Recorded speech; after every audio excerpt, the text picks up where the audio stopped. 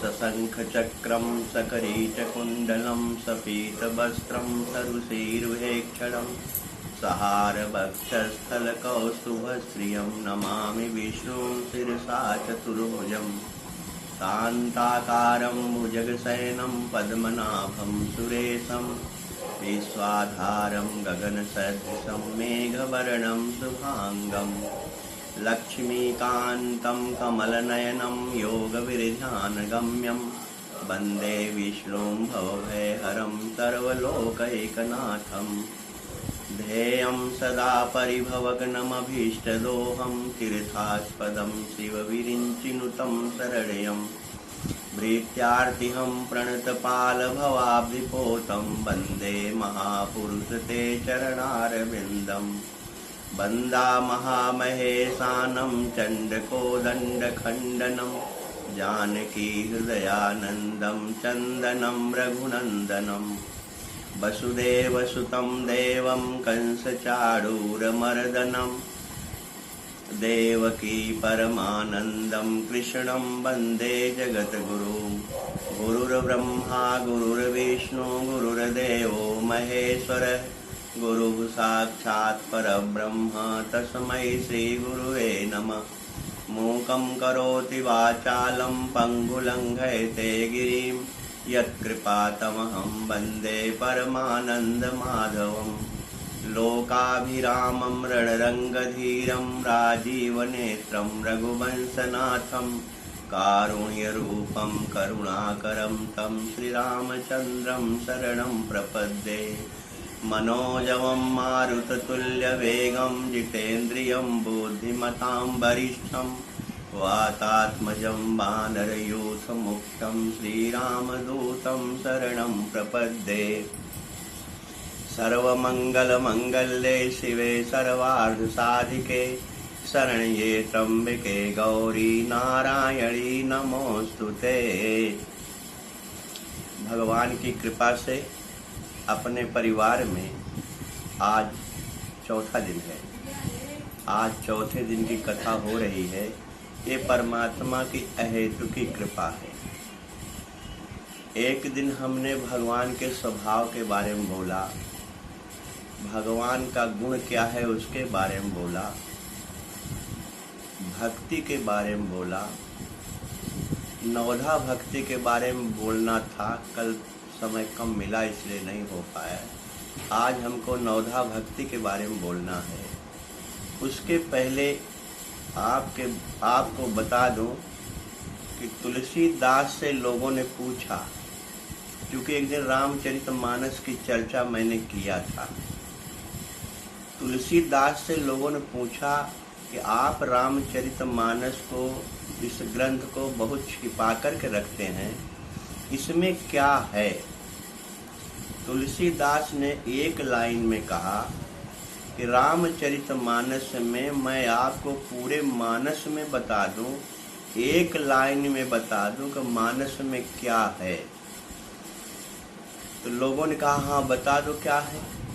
कहा तुलसीदास महाराज ने, यही मह रघुपति नाम उदारा अति पावन पुराण श्रुति सारा। इसमें भगवान का उदार नाम है। माने पूरे रामचरितमानस में भगवान का उदार नाम है। लोगों ने कहा कैसा है? तुलसीदास ने कहा अति पावन पुराण श्रुति सारा। अति पावन है, अति पवित्र है और पुराण वेद का निचोड़ है। लोगों ने कहा कि इतना आप बता रहे हो कि वेद पुराण का निचोड़ है, कोई प्रमाण है? कहा हाँ प्रमाण है। कहा क्या? कहा मंगल भवन अमंगल हारी। ये मंगल का घर है, अमंगल को दूर करता है। कहा ये कैसे? कोई इसको बता सकता है कि पक्का सही बात है? कहा हाँ। कहा सबसे बड़े परमात्मा त्रिभुवन गुरु भगवान शिव हैं। मानस में लिखा है कि मंगल भवन अमंगल हारी उमा सहित जहि जपत पुरारी। उमा के साथ भगवान शिव इसको जपते हैं। इसलिए सर्वश्रेष्ठ नाम भगवान का रामचरितमानस में है। राम नाम की महिमा में तुलसीदास महाराज ने बहुत लिखा हुआ है। मानस में लिखा है नारायण कि नहीं कलि करम न भगत विवेको, राम नाम अवलंबन एको। कलयुग में कोई कर्म आप नहीं कर सकते, नहीं कलि करम न भगत विवेको, आप भक्ति भी नहीं कर सकते, विवेक भी नहीं कर सकते। संजोग से मैंने भक्ति के बारे में बोला, कल विवेक के बारे में बोला। मानस में लिखा का भक्ति विवेक नहीं कर सकते, तो क्या कर सकते हैं? तो भगवान तुलसीदास कहते हैं कि नहीं कलि करम न भगत विवेको, राम नाम अवलंबन एको। केवल भगवान का नाम ही अवलंब है और दूसरा कुछ नहीं है। राम नाम वंदना में लिखा हुआ है कि राम नाम कलि अभिमत दाता। राम का नाम कलयुग में अभिमत दाता है। अभिमत दाता माने होता है तुरंत आपको फल देता है। क्या फल देता है? हित परलोक लोकपित माता। हित परलोक, परलोक में आपका हित करता है और इस लोक में माता पिता की तरह आपका पालन करता है। हित परलोक लोकपित माता। इसलिए नारायण भगवान का नाम ही कलयुग में एक ऐसा है जिसको गा गा करके लोग पार हो गए। ऐसे भगवान का नाम आप सब लेओ, क्योंकि भगवान के नाम के अलावा और कलयुग में कोई दूसरा चारा नहीं है। भगवान शिव कहते हैं, हे भैया ध्यान से सुनो, जिनकर नाम लेत जग माही, सकल अमंगल मूल नसाही। माने भगवान का नाम लेने मात्र से सकल अमंगल मूल नसाही, माने सारे अमंगल जड़ से खत्म हो जाते हैं। अब जरा सोचो, भगवान का नाम लेने पर अगर सारे अमंगल जड़ से मूल से खत्म हो जाते हैं, इससे बढ़िया उपाय और क्या है? भगवान शिव ने कहा कि जिनकर नाम लेत जग माही, सकल अमंगल मूल नसाही, करतल हो ही पदार्थ चारी। और उसको क्या मिलेगा?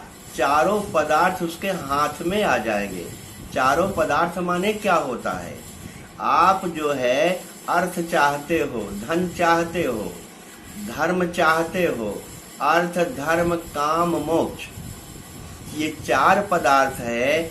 आप चाहते हो कि मुझे धन मिले, मैं धार्मिक बनूं और मेरी कामना पूरी हो और मेरी सदगति हो, मुक्ति हो।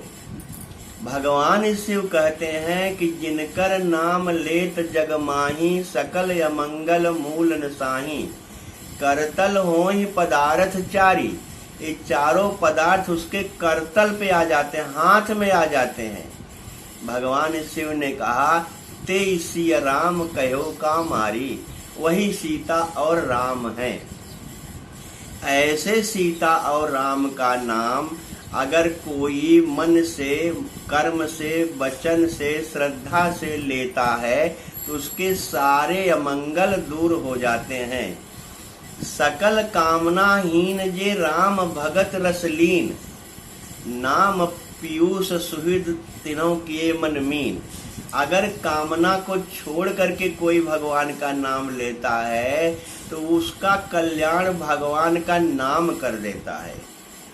इसलिए नारायण भगवान का नाम 24 घंटे के दिन रात होते हैं। 24 घंटे में 1 घंटे, 2 घंटे, 3 घंटे, जितना भी समय मिले भगवान का नाम लो, क्योंकि भगवान के नाम के अलावा और कोई उपाय नहीं है।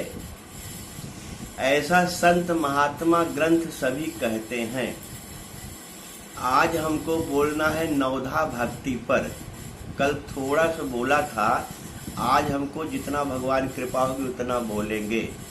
क्योंकि नवधा भक्ति की चर्चा कल हुई है, उसमें भगवान राम ने वो परमात्मा राम जो संसार का मालिक है, वो सबरी के यहाँ जा करके, बाकी कथा थोड़ी सबरी की चर्चा मैंने किया था। भगवान राम सबरी से कहते हैं कि हे देवी, हे बहिन, हमको केवल और केवल एक भक्ति का नाता है, हमारा और कोई संबंध किसी से नहीं होता। मेरा संबंध केवल भक्ति का होता है। जो भक्त होता है उससे मेरा संबंध होता है, जो भक्त नहीं होता उससे मेरा कोई संबंध नहीं होता। भगतहीन बिरंच किन होई, मानस में लिखा। भक्तिहीन अगर कोई ब्रह्मा भी है तो भी उसको मैं बहुत बढ़िया मानता नहीं। लेकिन भगतवंत अति नीचो प्राणी, मोहि प्राण प्रिय सुन मम्बानी। भगवान कहते हैं अगर भक्तिवंत कोई है तो मुझे प्राणों के समान प्रिय है। अब सोचो इससे ज्यादा प्रमाण और क्या हो सकता है। भगतिवंत अति नीचो प्राणी, मोहि प्राण प्रिय सुन मम्बानी। मुझे प्राणों से ज्यादा प्रिय होता है। इसलिए भगवान सबरी कहते हैं कि हे सबरी, नौधा भगत कहूँ तो ही पाही, सावधान सुन धर मन माही। मैं 9 प्रकार की भक्ति तुमसे कहने जा रहा हूँ। सबरी भक्ति के बारे में पूछा भी नहीं, लेकिन भगवान बता रहे हैं। इसका मतलब है कि हमारे आपके लिए भगवान सबरी से 9 भक्ति बता रहे हैं, जिससे हम लोग सुन करके, समझ करके, उसका पालन करके, आचरण करके हमारा अपना कल्याण करे। इसलिए 9 भक्ति भगवान ने बिना सबरी को कहे बोला है। तो मैं कल थोड़ी चर्चा किया था कि प्रथम भगत संतन कर संगा, पहली भक्ति है संतों का साथ। तो मैंने कल थोड़ी चर्चा किया था कि नारद ने भगवान से संत के बारे में पूछा और भरत महाराज ने संत के बारे में पूछा।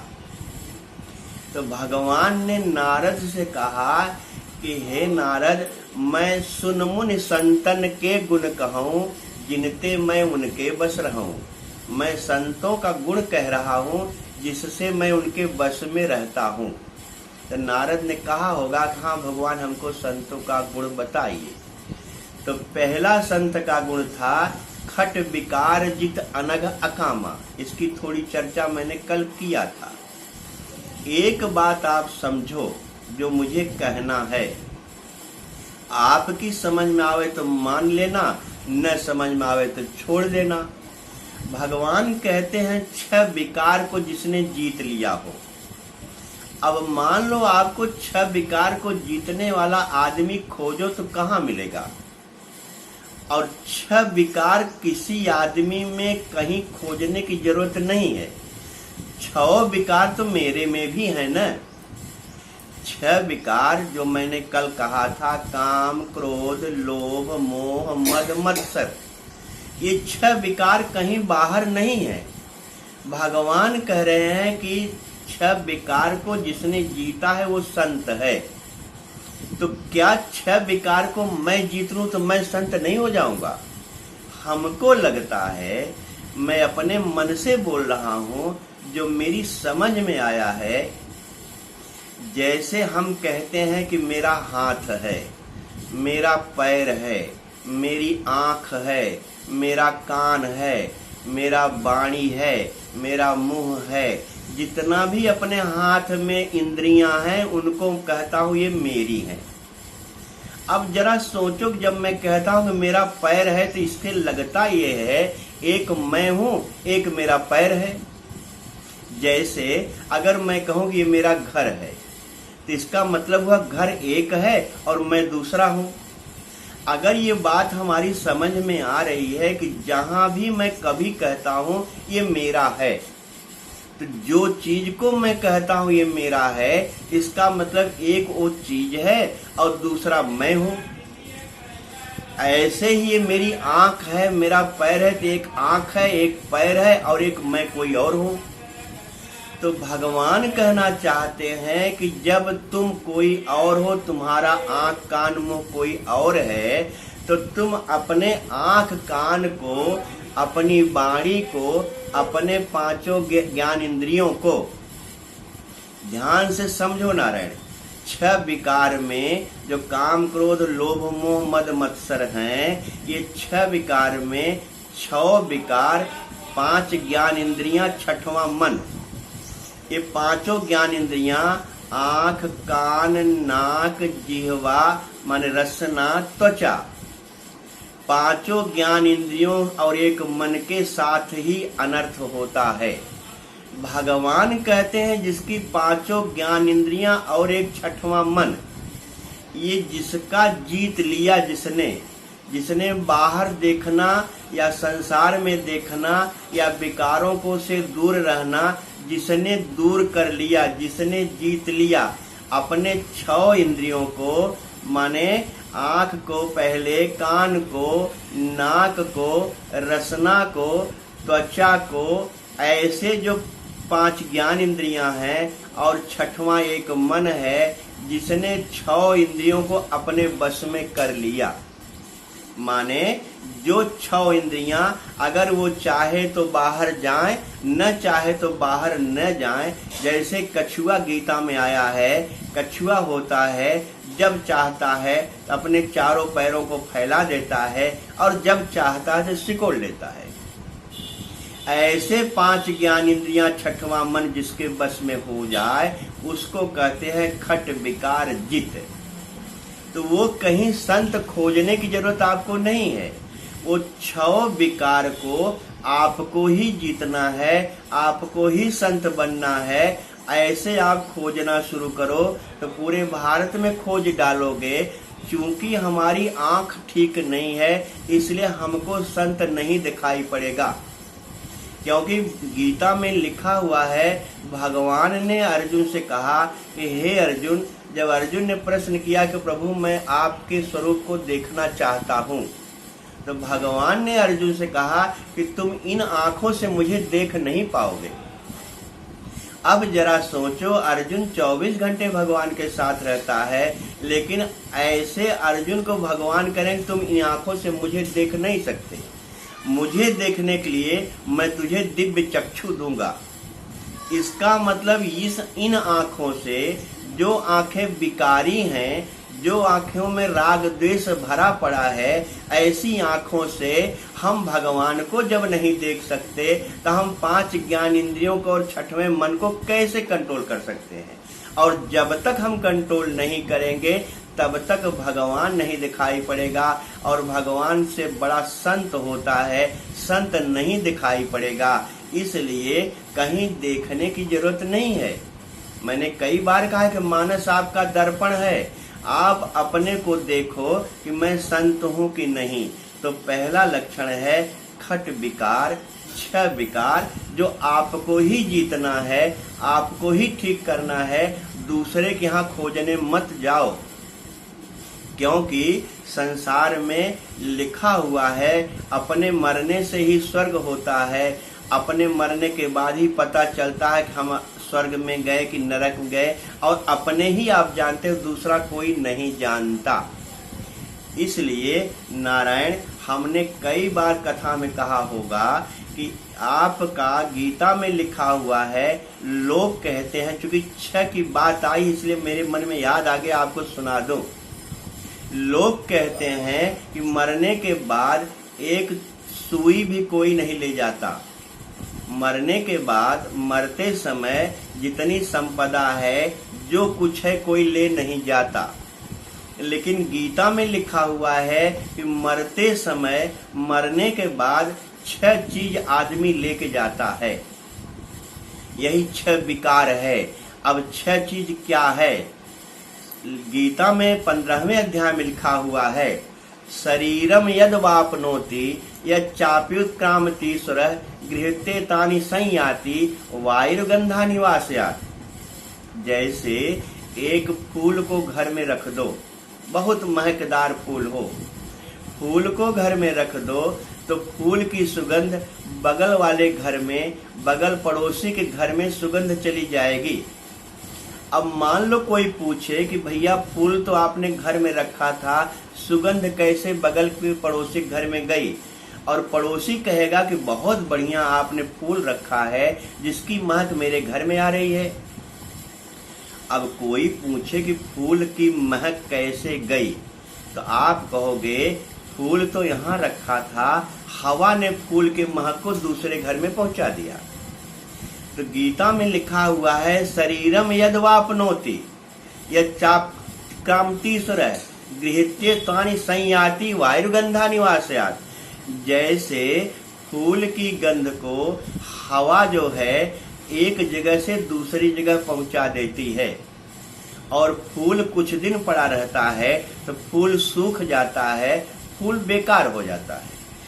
ऐसे ही गीता में लिखा हुआ है कि जब शरीर से प्राण निकलता है तो यही 6 चीज लेके जाता है। कौन कौन? श्रोतम चक्षु स्पर्शनम च रसनम घ्राणमेव च अधिष्ठाय मनश्चायम विषयानुपसेवते। माने श्रोतम, श्रोतम माने कान, जो भी कान से आपने सुना है। श्रोतम चक्षु, आंख से जो भी देखा है, संसार को जिन भावों से देखा है, ये आप जानो, आपका काम जाने। आपने कैसे कैसी बातों को सुना है, आपने कैसी कैसी बातों को, कैसे कैसे दृश्यों को देखा है। श्रोतम चक्षु स्पर्शनम च, आपने अपनी त्वचा से, अपने हाथ से क्या क्या स्पर्श किया है, इसलिए स्पर्श त्वचा को कहते हैं। एक इंद्री है, ज्ञान इंद्री। श्रोतम चक्षु स्पर्शनम च रसनम, आपने अपनी रसना से, अपनी जिह्वा से कैसा टेस्ट लिया है आप जानो। रसनम घ्राणमेव च, और आपने क्या सूंघा है, आपने कैसी गंध को लिया है। श्रोतम चक्षु स्पर्शनम च रसनम घ्राणमेव च, 5 ज्ञान इंद्रिया यही हैं। अधिष्ठाय मनश्चायम, और 6वां मन है। ये 6 आपके साथ चला जाता है मरने के बाद।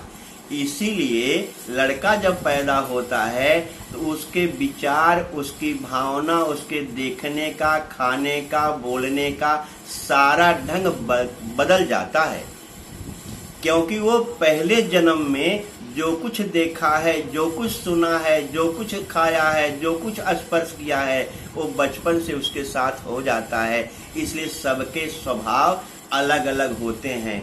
गीता में लिखा हुआ है, कई जन्मों का संस्कार तेरे इस जन्म में स्वभाव बन करके आता है। इसलिए हर आदमी की बोलने का ढंग, देखने का ढंग, सुनने का ढंग, सोचने का ढंग, स्पर्श का ढंग, सब कुछ हर आदमी का बदला रहता है, क्योंकि कई जन्मों का स्वभाव लेकर आता है। एक बात आपको और बोल दूं कि भगवान भी कहते हैं कि हे भैया, मैं किसी के स्वभाव को बदल नहीं सकता, क्योंकि स्वभाव तेरा तू चाहे तो बदल ले, अगर तू चाहे तो न बदले, क्योंकि तुम्हारा स्वभाव तुम जानते हो कि अच्छा है कि बुरा है। भगवान कहते हैं कि तुम्हारा स्वभाव है, तुम्हारे संस्कार के कारण आया है, इसलिए तुमको स्वभाव अच्छा लगता हो। मनुष्य शरीर में और बाकी जीवों में एक ही अंतर है नारायण। अगर 84 लाख योनि है तो 83,99,999 योनियां बिना किए खा रही हैं, और जो उनके प्रारब्ध में वैसा भोग रही हैं। मनुष्य एक योनि है जो कर भी रही है, खा भी रही है। अपना कर्म चाहे तो बदल सकती है, अपना कर्म चाहे तो न बदल सकती है, क्योंकि सारी योनियां प्रारब्ध बस जी रही हैं, अपने प्रारब्ध को भोग रही हैं। मनुष्य योनि में प्रारब्ध को भोगना भी है और नए संस्कार का निर्माण भी करने की सामर्थ्य भगवान ने दिया है। इसलिए मनुष्य योनि सर्वश्रेष्ठ है। और एक बात पक्की जब हो गई कि 6 चीज को लेकर के आप जाओगे ही, तो अगर अपनी आदत को, अपने कान को, अपनी नाक को, अपनी आंख को, अपनी रसना को, अपनी त्वचा को अगर संभाल के रखोगे तब तो ठीक है, नहीं तो कई जन्मों तक तेरा पीछा नहीं छोड़ेंगी। ऐसे ही मरोगे जैसे कुत्ते बिल्ली की तरह लोग मर रहे हैं। इसलिए अगर चाहते हो सुख से जीना, अगर चाहते हो सुख से जीना तो कभी नहीं तुम मदिरा पीना। मदिरा माने शराब तो होता है, लेकिन मदिरा का एक अर्थ और होता है जिसको पीने के बाद तेरे होश खत्म हो जाते हैं, तेरी बुद्धि खत्म हो जाती है, तुम कहीं नाले में गिर जाते हो, तुम कहीं कचड़े में गिर जाते हो, तुम कहीं तुम्हारा पतन हो जाता है। इसलिए नारायण, अगर आप होश में रहना चाहते हो, अगले जन्म को सुधारना चाहते हो, तो तुम्हारी पांचों ज्ञानेंद्रियां और छठवां मन तुम्हारे साथ जाएगा। इसलिए भगवान संत के लक्षण में कह रहे हैं खट विकार। माने अब हमने आपको गीता के माध्यम से समझा दिया 6 विकार यही है। अगर 6 विकारों को तुमने जीत लिया तो तुम्हारे में संत का लक्षण आ गया। संत कहीं खोजने के लिए नहीं जाना है, तुम्ही को बनना है। प्रथम भगत संतन कर संगा, माने तुम्हारा हाथ, तुम्हारा पैर, तुम्हारी 5 ज्ञानेंद्रियां, तुम्हारी 5 ज्ञानेंद्रियां और तुम्हारी 5 कर्मेंद्रियां तुम्हारे साथ रहती हैं। इसलिए भगवान कहते हैं प्रथम भगत संतन कर संगा। तुम अपनी ज्ञान इंद्रियों को, अपने कर्म इंद्रियों को तुम जब संत बना लोगे तब तुम अपने के साथ रहोगे, माने दूसरे के साथ नहीं। संतन कर संगा माने कहीं घर द्वार छोड़ के जाना नहीं है कि जाओ खोजो हिमालय में, संत कहीं नहीं मिलेंगे। जब तुम संत हो जाओगे तो तुम्हारे घर संत आ जाएगा। मानस में लिखा हुआ है विभीषण लंका में रहता था, और लंका में हमने एक दिन चर्चा किया था, लंका भोग की नगरी है, लंका एक वृत्ति है। वहाँ काम मानी मेघनाद, मोह मानी रावण, अहंकार मानी कुंभकर्ण, वहाँ काम क्रोध लोभ मोह बस बहुत भरा पड़ा है। ऐसी लंका की नगरी में विभीषण भी रहता है। जरा सोचो नारायण, लोग कहते हैं हमको एकांत में चला जाऊं, कहीं जंगल में चला जाऊं, तब भगवान मिलेगा, तब मैं पूजा कर पाऊंगा। और विभीषण लंका में रह करके, जहाँ काम क्रोध लोभ मोह भरा पड़ा है, ऐसी नगरी में जरा कभी ध्यान से समझोगे सुंदरकांड पढ़ने वाले, तो हनुमान जी महाराज को संपाति ने बता दिया कि सीता अशोक वृक्ष के नीचे बैठी है। मैं देख रहा हूँ, मैं गिद्ध की दृष्टि बहुत अपार होती है, मैं देखूं तुम नाही, गिद्ध है दृष्टि अपार, मेरी दृष्टि बहुत बड़ी है। मैं सीता को यहाँ से देख रहा हूँ कि सीता अशोक वन में अशोक पेड़ के नीचे बैठी है। तो जब संपाति ने हनुमान जी महाराज से बता दिया तो हनुमान को सीधे सीता के पास जाना चाहिए था। तो यहाँ विभीषण के पास क्यों हनुमान जी गए? तो हमारा मन कहता है, हमारा भाव कहता है, विभीषण में इतनी भक्ति थी, विभीषण इतना संत था कि भगवान ने सर्टिफिकेट विभीषण को दिया कि तुम सारिखे संत प्रिय मोरे, धरम देह नहीं आननी हो रे। हे विभीषण, तुम जैसे संत के लिए ही मैं शरीर धारण करता हूँ, दूसरा कोई निहोरा नहीं है। और ऐसे संत के बाद पास हनुमान जी महाराज जाते हैं। संत का लक्षण पहला सुन लो नारायण। हनुमान जी महाराज मंदिर मंदिर प्रतिकर शोधा, देखे जहता अग्नित जोधा, गयो दशानन मंदिर माही, अति विचित्र कही जात सुनाही, भवन एक पुनि दीख सुहावा, हरि मंदिर तह भिन्न बनावा। एक भवन दिखाई पड़ा तो हनुमान जी के मन में आया, ये भवन तो थोड़ा साधु का लग रहा है। रामायुध अंकित गृह, शोभा बरन न जाए, नव तुलसी का वृंद मह देख रस कपराय। हनुमान जी ने देखा कि नव तुलसी का वृक्ष पेड़ है और भगवान के आयुध छपे हुए हैं, इसलिए लगता है ये कोई महापुरुष है, कोई संत है, कोई साधु है। इसलिए हनुमान जी महाराज जैसे ही सोच रहे थे तैसे ही विभीषण उठे, ते ही समय विभीषण जागा, ते उसी समय विभीषण जगे। राम नाम सुमिरन ते कीन्हा, हरस हृदय कप सज्जन चीन्हा। विभीषण उठते ही राम नाम का सुमिरन किया। माने जब सवेरे तुम उठो नारायण तो राम का नाम अगर तुम्हारे मुंह से निकल रहा है तो पहला लक्षण है कि तुम संत हो। राम नाम ते सुमरन कीन्हा, हृदय हर्ष कब सज्जन चीन्हा। हनुमान जी ने तय कर लिया कि सज्जन है, ये साधु है, ये संत है। इसलिए हनुमान जी महाराज ने कहा कि अहिसन हठ करी हो पहचानी, साधुते हो इन कारज हानि। जो उठते ही राम नाम का सुमिरन करता है वो साधु है, वो संत है, वो सज्जन है। उसके पास हनुमान जी जबरदस्ती आएंगे और परिचय करेंगे। माने जब तुम में संत का लक्षण हो जाएगा, खट विकार को जीत लोगे, सवेरे शाम उठते बैठते राम नाम निकलता रहेगा, तो कोई न कोई संत हनुमान तुम्हारे पास आएगा और तुमसे जबरदस्ती बात करेगा। संत के लिए कहीं जाना नहीं होगा, इसलिए मैंने गीता के न्याय से 6 विकार बता दिया और मानस में जो लिखा हुआ उसको बता दिया। पहला लक्षण संत का है खट विकार जित, जो 6 विकारों को जीत लेता है।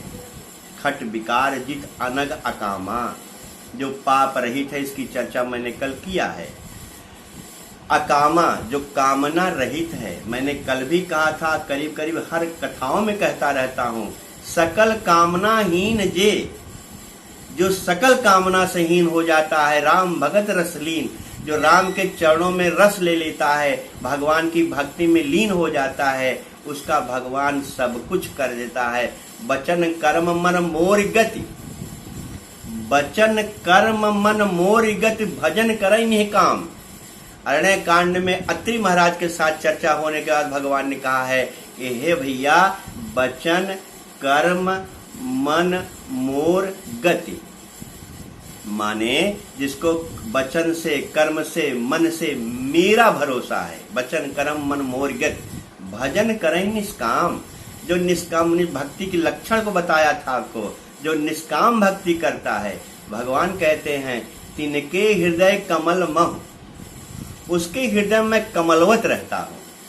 तिनके हृदय कमल मह सदा करो विश्राम, मैं 24 घंटे उसके हृदय में रहता हूँ। अब जरा सोच लो नारायण, जब भगवान आ जाएगा तो कुछ बाकी रहेगा? तुम निष्काम भाव से भजन करो, कितना सस्ता है। तुम निष्काम भाव से भगवान का नाम लो और भगवान तेरे हृदय में आ जाएगा। मैंने एक बार द्रौपदी कथा में बोला था कि भगवान ने कहा जब मैं आ गया तो तेरी लाज कोई माई का लाल ले नहीं सकता। माने भगवान जब आ गया तो कौन माई का लाल तुम्हारे सामने समस्या पैदा करेगा। भगवान मानस में लिखा जासु नाम भव भेषज हरन घोर त्रैशूल, जिसका नाम जो है भाव का भेषज है, दवा है। और क्या? हरन घोर त्रैशूल, 3 प्रकार के कष्ट को दूर कर सकता है। कर देता है, कर सकता तो गलत बोल गया, करता है। जास नाम भव भेषज हरन घोर त्रैशूल, सो कृपाल मोहितो पर सदा रहूं अनुकूल। काकभुसुंडी ने कहा हे भैया, जिसका नाम लेने से 3 प्रकार के ताप खत्म हो जाते हैं। सुंदर कांड में तो लिखा हुआ है कि जासु नाम त्रय ताप नसावन, सोई प्रभु प्रगट समुज्य रावण। जिसका नाम 3 प्रकार के ताप को, दैहिक, दैविक, भौतिक जो ताप है, दैहिक माने शरीर का जो कष्ट है, दैविक माने जो प्राकृतिक कष्ट है, और भौतिक माने जो अपने के अलावा लोग कष्ट देते हैं, चाहे परिवार हो, चाहे पड़ोसी हो, चाहे समाज हो, उसको भौतिक कष्ट कहते हैं। तो जास नाम त्रय ताप नसावन, जिसके नाम से 3 ताप खत्म हो जाते हैं, सोई प्रभु प्रगट सम, वही भगवान राम है। वही भगवान तेरा इष्ट है। चाहे राम कहो, चाहे कृष्ण कहो, चाहे शिव कहो, चाहे दुर्गा कहो, चाहे हनुमान जी महाराज कहो, चाहे भगवान विष्णु कहो, वही परमात्मा है जिसका नाम लेने मात्र से तीनों प्रकार के ताप दूर हो जाते हैं। तो नारायण जब इतना सस्ता है कि खट विकार जित अनघ अकामा, अकामा होकर के मेरा जो भजन करता है, अचल अकिंचन। अकिंचन माने होता है जिसको कुछ चाहिए नहीं। शुच माने पवित्र। मैंने एक दिन कथा में कहा था, भगवान ने कहा सत्य कहो खग तो ही, शुच सेवक मम प्राण प्रिय। जो पवित्र सेवक होता है मुझे प्राणों के समान प्रिय होता है नारायण। इसलिए थोड़ा पवित्र बनने की कोशिश करो। ये जीवन धीरे धीरे चला जाएगा, चला गया। कल बर्थडे था हमारे परिवार में। अब बर्थडे लोग बड़ी प्रसन्नता से मनाते हैं, लेकिन कभी सोचा कि अगर मान लो 75 साल की उम्र है, 100 साल की उम्र है, तो 35-40 तो निकल गया। देखत देखत आय बिरधाई। हमारे गुरुजी कहें वीरेंद्र, डासत डासत निशा सिरानी कबहु न नाथ नींद भर सोए। बिछौना बिछाते बिछाते प्लानिंग करते करते बीत गया, कभी नींद भर के सोया नहीं। इसलिए नारायण, इतना बढ़िया सस्ता भगवान का नाम, इतना सरल भगवान का नाम अकाम होकर के लेओ, तेरे हृदय में बसे रहेंगे, तेरा सब कर देंगे भगवान। भगवान कहते हैं मोर दास अगर मेरा दास है तो क्या चिंता करता है। इसलिए नारायण, अनघ अकामा अचल अकिंचन शुचि माने पवित्र हो। एक एक लाइन में आपको संत का लक्षण बोलूंगा, इसलिए आप जान लो कि आपको संत का लक्षण अपने से ही करना है। अब भरत महाराज से भगवान कहते हैं, भरत महाराज ने पूछा, हे भगवान संतन का लक्षण हमको बता दो, संत असंत भेद बताओ प्रभु, संत और असंत का। भगवान ने कहा देखो भैया, संत असंत का भेद एक लाइन में सुनना चाहो सुन लो। कहा क्या? संत असंतन कई जस करनी, जिम कुठार चंदन आचरनी। कितना बढ़िया नारायण एक लाइन भगवान ने कहा। संत और असंत का लक्षण है जैसे चंदन और कुल्हाड़ी। कुल्हाड़ी चंदन के पेड़ को काटती है, लेकिन कुल्हाड़ी के मुंह पर भी महक आ जाती है। माने चंदन को कुल्हाड़ी काटती है, लेकिन चंदन कुल्हाड़ी को महका देता है। अगर कोई कुल्हाड़ी, जिस कुल्हाड़ी से चंदन को काटा गया है, उसको कोई सूंघे तो कुल्हाड़ी के मुंह में भी महक लगती है। तो एक कुल्हाड़ी काटती है और दूसरा महक देता है, यही असंत का लक्षण है। असंत काटता है और संत उसका सुख देता है। संत असंतन कई जस करनी, जिम कुठार चंदन आचरनी। काट ही परस मलय सुन भाई, वो काटता है और उसको सुगंध देता है। इसीलिए कुल्हाड़ी जो है अग्नि में डाली जाती है। अग्नि जब गर्म होता है लोहा तो पीटी जाती है, पीटने के बाद तब वो जाकर के कुल्हाड़ी बनती है। माने अग्नि में डाला जाता है, उसकी पिटाई होती है। संत असंत का यही लक्षण है, और संत हमेशा सबको सुगंध देता है। अब भगवान ने जो संत लक्षण कहा, जैसे अभी मैंने नारद के विषय में कहा, आप ध्यान से मेरी बात फिर सुन लेना कि संत के लिए कहीं जाने की जरूरत नहीं है। भगवान ने एक लाइन में संत का लक्षण कहा। भरत ने कहा हाँ बताइए भगवान, हम जानना चाहते हैं संत का लक्षण क्या है। भगवान ने पहली लाइन कहा नारायण, विषय अलंपट शील गुनाकर। विषय अलंपट, जो विषयों में लिप्त नहीं हो। अलंपट माने जो लिप्त नहीं होता, विषयों से दूर होता है। और विषय क्या है नारायण? मैंने इसको बहुत बार कहा है, और अभी जो खट विकार कहा वही विकार विषय है। विषय 5 प्रकार के, 5 ज्ञान इंद्रियां हैं, पांचों का एक एक विषय होता है। जैसे आंख का विषय क्या है? देखना। कान का विषय क्या है? सुनना। त्वचा का विषय क्या है? स्पर्श करना। और रसना का विषय क्या है? स्वाद लेना। ऐसे नाक कान सबका एक एक इंद्रियों का एक एक विषय है।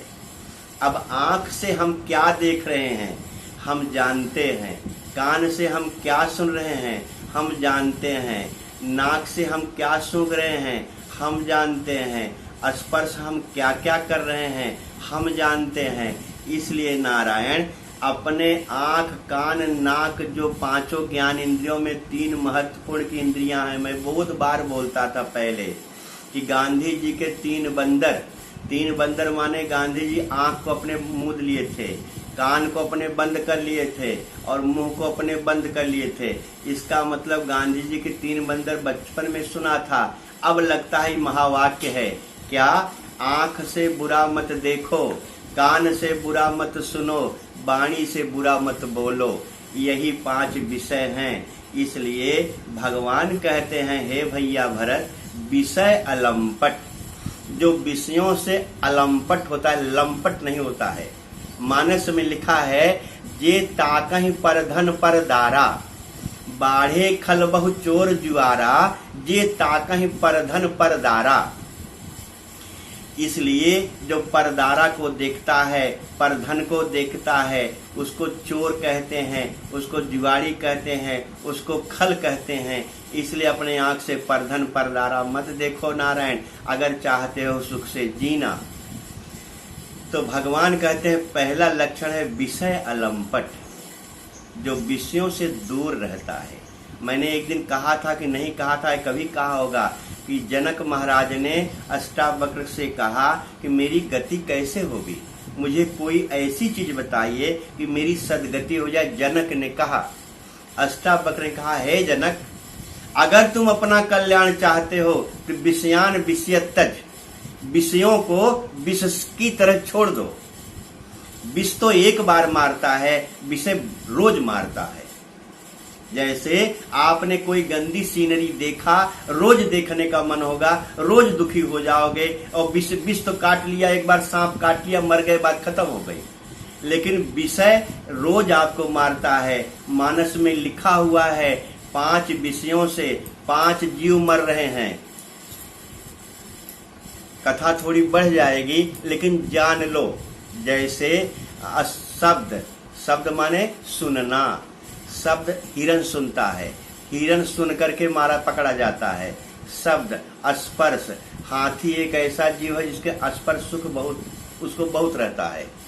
हाथी के बारे में लिखा हुआ है कि एक गड्ढा खोद करके उसके ऊपर एक हल्का सा कपड़ा या कागज रख दिया जाता है और काठ की हथनी बनाई जाती है। उस काठ की हथनी को देख करके हाथी आता है और हथनी के पास जाता है, गड्ढे में गिरता है, पकड़ लिया जाता है। इसलिए हाथी को पकड़ने की तरीका है। हिरन सुन करके पकड़ा जाता है, हाथी स्पर्श से पकड़ा जाता है। शब्द स्पर्श रूप। पतिंगा है, दीपक जल रहा है, पतिंगा दीपक को देखकर उसके पास जाता है, जल के खाक हो जाता है। शब्द स्पर्श रूप। रस, मछली पानी में रहती है और लोग मछली मारने वाले कछुआ को काट करके कटिया में लगा करके पानी में फेंक देते हैं। मछली देखती है कोई बहुत बढ़िया रसीला चीज आया है, लाल लाल कछुआ दिखाई पड़ता है, मछली कछुआ को पकड़ने जाती है और मछली की जीभ में कांटा फंसता है, मछली पकड़ी जाती है और मर जाती है। शब्द स्पर्श रूप रस गंध।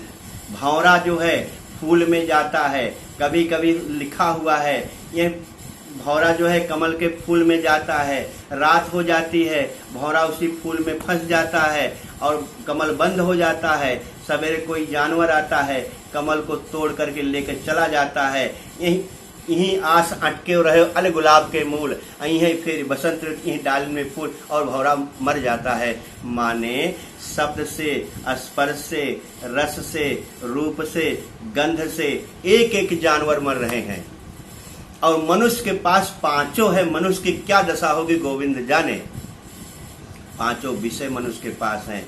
भगवान कहते हैं भरत, विषय अलंपट, जो विषयों में लिप्त नहीं। अब जरा सोचो, संत को खोजना है कि विषय अलंपट तुमको होना है। पता नहीं कैसे लोग कहते हैं संत के पास जाऊंगा। विषय अलंपट भैया, हाथ जोड़ के प्रार्थना है कि जो भी मेरी कथा सुनते हो, विषय अलंपट तुम्ही को होना है। विषय अलंपट।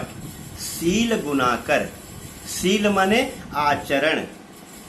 जैसे लोग कहते धर्मशील है, बलशील है, ऐसे सील माने आचरण। तुम्हारा आचरण पवित्र हो। इसलिए लोग कहते हैं भगवान का चरण देखना चाहिए, गुरु का चरण देखना चाहिए। चरण नहीं देखना है, जहां चरण शब्द आता है वहां आचरण। तो इसलिए विषय अलंपट सील, जो सीलवान होता है, चरित्रवान होता है, पवित्रवान होता है, उसको कहते हैं सील। विषय अलंपट सील गुनाकर। और गुणों का धाम होता है जिसमें सारे अच्छे गुण होते हैं। पर दुख, दुख सुख, सुख देखे पर, जो दूसरे के दुख को देख करके दुखी होता है, जो दूसरे के सुख को देख करके सुखी होता है। हमको बहुत पहले एक आदमी ने बताया था कि भैया आज के युग में कोई अपने दुख से दुखी नहीं होता, दूसरे के सुख से लोग दुखी हैं। इसलिए भगवान कहते हैं ये संत का लक्षण नहीं है, दूसरे के दुख में दुखी हो जाओ, दूसरे के सुख में सुखी हो जाओ। विषय अलंपट शील गुनाकर पर दुख दुख सुख सुख देखे पर। अब जरा सोचो, मैंने दो संत के लक्षण की चौपाई बोला, क्या? खट विकार जित अनग अकामा अचल अकिंचन सुच सुखधामा।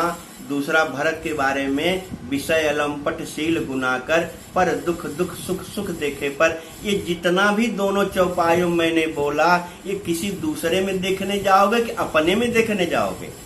इसलिए भगवान कहते हैं तुम्हारा हाथ, तुम्हारा पैर, तुम्हारी पांचों ज्ञान इंद्रियां, तुम्हारी पांचों कर्म इंद्रियां जब संत हो जाएंगी तब तुम्हारी आत्मा संत के साथ रहेगी। क्योंकि मैंने पहले शुरू में बता दिया कि तुम एक हो, आत्मा एक है, इंद्रियां तुमसे अलग हैं। जैसे अभी पैर में कैंसर हो जाता है पैर कटवा देते हैं, हाथ में कैंसर हो जाता है हाथ कटवा देते हैं, जहां भी कैंसर हो जाता है कटवा देते हैं। लेकिन प्राण, भगवान कहते हैं हृदय असप्रभु हृदय अक्षत अभिकारी। भगवान हृदय में रहता है। भगवान कहता है तुम्हारी इंद्रियां तुम्हारे साथ हैं, इनको संत बनाओ। प्रथम भगत संतन कर संगा, संत के साथ रहो, माने अपनी इंद्रियों को संत का स्वभाव बना करके उनके साथ रहो। ये पहली भक्ति है। दूसर रतिमम कथा प्रसंगा, भगवान सबरी से कह रहे हैं कि हे सबरी, दूसर रतिमम, रति माने क्या होता है? ध्यान सुनना, जब समय हो जाए बता देना। दूसर रतिमम कथा प्रसंगा, रति माने क्या होता है? अच्छा एक लाइन बोल दे। दूसर रतिमम कथा प्रसंगा, रति माने प्रेम। और प्रेम कब होगा? जैसे भरत महाराज ने कहा कि अर्थन धर्मन काम रुचि गति चाहो निर्वाण जन्म जन्म रति राम पद। 24 घंटे जन्म जन्म रति राम में चाहता हूं। रति कब आएगी? ध्यान से सुन लो नारायण, बात याद आ गई है। भगवान शिव ने, रति का पति काम है, भगवान शिव ने काम को जलाया। अब जरा सोचो, रति किसके साथ थी? काम के साथ। और यहाँ भरत कहते हैं जन्म जन्म रति राम पद, उनकी रति कहाँ है? राम के चरणों में। ऐसे रति जो काम के साथ थी, जब भगवान शिव ने काम को जला दिया तो रति काम मानी अंधा। रति रोदत बदत बहुभांति करुणा करत शंकर पह गई। रति रोते बदते चिल्लाते शंकर के पास गई। शंकर ने रति को देखा, रति ने कहा कि हमारा पति तो जल गया। शंकर भगवान ने मान लो कहा होगा तुम गलत पति के साथ रहती थी, मान लो मैं बोल रहा हूं, नारायण पहली बार बोल रहा हूं। शंकर भगवान ने कहा तुम गलत पति के साथ काम के साथ रहना चाहिए। रति ने कहा क्या करूं, मैंने उनके साथ थी और आपने उनको जला दिया। भगवान ने कहा चिंता मत करो, अब ते तवरति नाम कर होई है नाम अनंग। अब तुम्हारे पति का नाम अनंग हो जाएगा। रति ने कहा एक पति को पा करके तो मैं इतना दुखी थी, आज वो जल गया, अनंग पति को लेकर क्या करूंगी? तब भगवान शिव करुणा वरुणालय हैं, कृपालु हैं।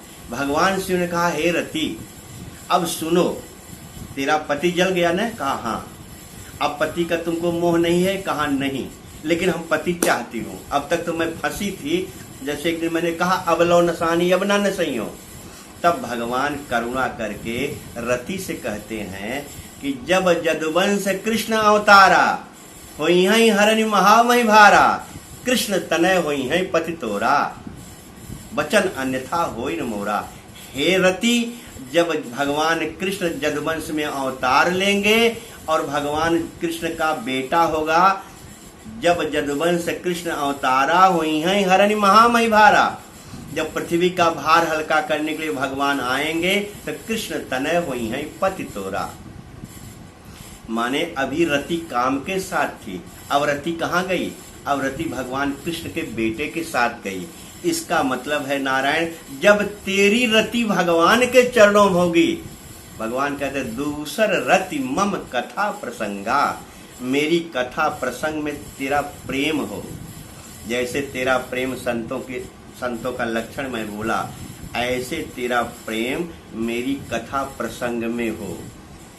ऐसा तेरा प्रेम मेरी कथा सुनने के लिए व्याकुल हो। ऐसा तेरा प्रेम। एक कथा छोटी सी और बोल दो नारायण। स्टोर नहीं हो पाएगा। जाने अब सिया अब यहाँ पे खत्म कीजिए, अगला जाने दो नारायण। भगवान कृपा से मोबाइल साथ नहीं दे रहा है। अब कथा को हम समापन करेंगे, बाकी भगवान कृपा 3 बार हम लोग बोलेंगे। हरे नमः, हरे नमः, हरे नमः। जय विष्णु भगवान। बोलिए सियावर रामचंद्र। अभी एक लाइन बोला केवल।